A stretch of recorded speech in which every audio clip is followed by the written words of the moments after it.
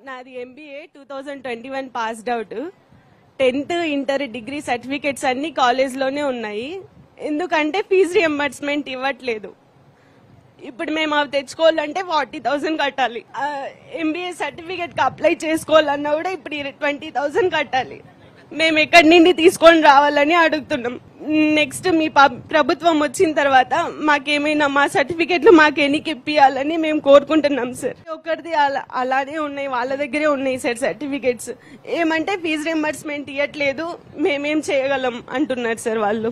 ఒక MBAనే కాదు, ఈ రోజు మన పిల్లలు డిగ్రీ చేసినా ఇంజనీరింగ్ చేసినా సర్టిఫికెట్ రాట్లా.